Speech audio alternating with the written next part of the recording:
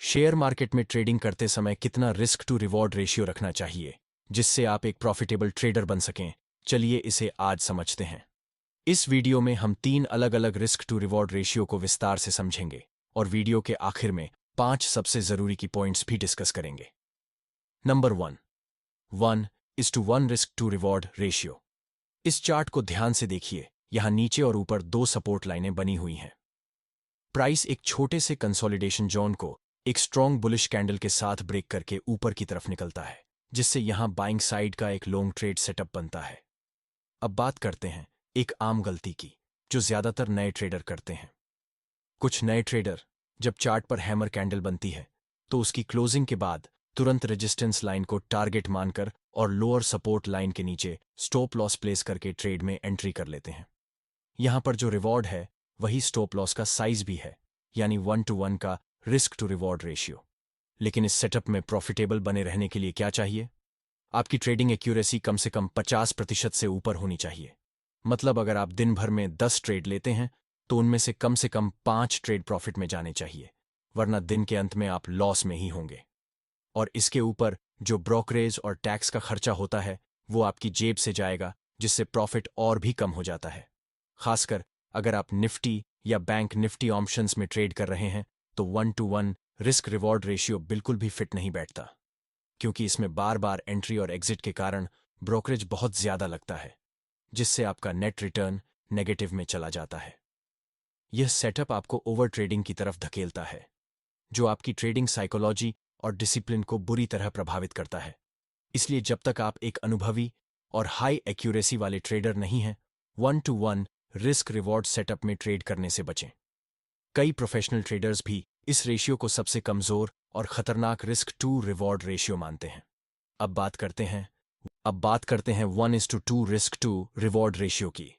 इस चार्ट में हम देख सकते हैं कि प्राइस एक छोटे से कंसोलिडेशन एरिया को ब्रेक करके एक नया स्विंग हाई बनाता है और फिर वापस उसी जोन में आकर एक बुलिश एंगल्फिंग कैंडल बनाता है।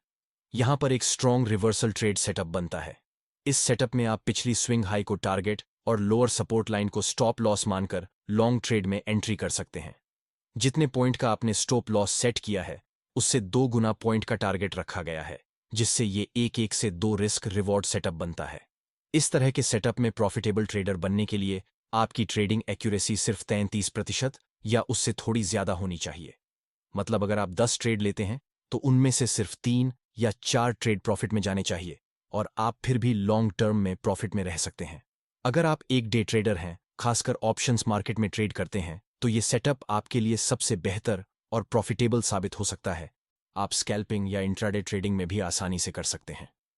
अगर आप दिन भर में 10 ट्रेड लेते हैं और अपने प्रॉफिट टारगेट और स्टॉप लॉस के नियमों को सख्ती से फॉलो करते हैं तो सिर्फ 3 ट्रेड में भी टारगेट हिट होने पर आप एक प्रॉफिटेबल ट्रेडर बन सकते हैं।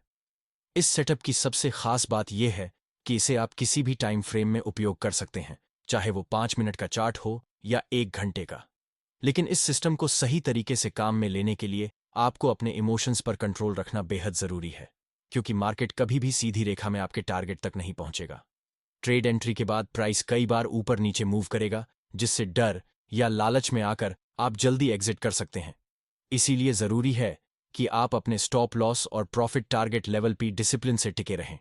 अगर आप ऐसा कर पाते हैं तो यह रिस्क रिवॉर्ड रेशियो लंबे समय में आपको कंसिस्टेंटली प्रॉफिट में बनाए रख सकता है। चलिए अब जानते हैं 1:3 रिस्क टू रिवॉर्ड रेशियो के बारे में। इंट्राडे ट्रेडिंग के दौरान इस तरह के हाई रिस्क रिवॉर्ड सेटअप्स बहुत ही कम देखने को मिलते हैं। ऐसे ट्रेड सिर्फ तब सफल होते हैं जब मार्केट एक स्पष्ट ट्रेंड में मूव कर रहा होता है, क्योंकि इस सेटअप में आपका टारगेट स्टॉप लॉस के मुकाबले 3 गुना बड़ा होता है। इस सेटअप की सबसे खास बात यह है कि अगर आपकी ट्रेडिंग एक्यूरेसी सिर्फ 25% भी है, यानी 4 में से सिर्फ 1 ट्रेड सही बैठता है, फिर भी आप प्रॉफिट में रह सकते हैं। जो ट्रेडर्स स्विंग ट्रेडिंग करते हैं उनके लिए ये रेशियो सबसे अधिक प्रभावी माना जाता है। और अगर आप मार्केट में नए हैं या फिर अपने इमोशंस पर कंट्रोल नहीं रख पाते, तो इस तरह के सेटअप में ट्रेलिंग स्टॉप लॉस लगाना और पार्शियल प्रॉफिट बुकिंग करना आपके लिए बहुत फायदेमंद हो सकता है। इससे न सिर्फ आपका रिस्क कम होता है, बल्कि आप बड़ी मूवमेंट्स को पकड़ने में भी सफल हो सकते हैं। इस प्रकार की रणनीति से आप न केवल लॉस को कंट्रोल कर सकते हैं, बल्कि बड़े प्रॉफिट को भी सुरक्षित कर सकते हैं। अब जानते हैं कुछ बेहद जरूरी की पॉइंट्स जो हर ट्रेडर को ध्यान में रखने चाहिए। पॉइंट नंबर 1, अगर आप ऑप्शंस में 5 मिनट या उससे भी कम टाइम फ्रेम पर ट्रेड करते हैं तो 1 से 2 रिस्क टू रिवॉर्ड रेशियो आपके लिए सबसे बेस्ट रहेगा। अगर चार्ट पर इस रेशियो का सेटअप न दिखे तो ट्रेड में एंट्री ही न लें। पॉइंट नंबर 2, अगर आप स्विंग ट्रेडिंग करते हैं तो 1 से 2 या 1 से 3 रिस्क रिवॉर्ड रेशियो वाले सेटअप को ही फॉलो करें। ये लॉन्ग टर्म में आपको बेहतर रिटर्न देंगे। पॉइंट नंबर 3, किसी भी सेटअप में एंट्री करने से पहले सबसे पहले यह सोचें कि आप इस ट्रेड में कितने पॉइंट का स्टॉप लॉस लगाने जा रहे हैं। अगर प्रॉफिट टारगेट स्टॉप लॉस से बड़ा है तभी एंट्री करें, वरना ट्रेड को स्किप करना ज्यादा समझदारी है। पॉइंट नंबर 4, ट्रेडिंग करते समय स्टॉप लॉस सिर्फ मन में न रखें, उसे सिस्टम में प्लेस करें और सख्ती से फॉलो करें। यही आदत आपको लंबे समय में सफल बनाएगी। पॉइंट नंबर 5, हर ट्रेडिंग सेशन में अधिकतम 3 से 4 ट्रेड ही लें।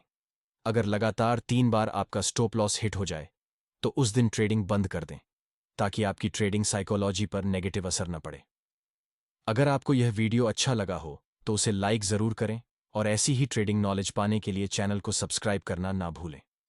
मिलते हैं अगली वीडियो में एक और ट्रेडिंग स्ट्रैटेजी के साथ। धन्यवाद।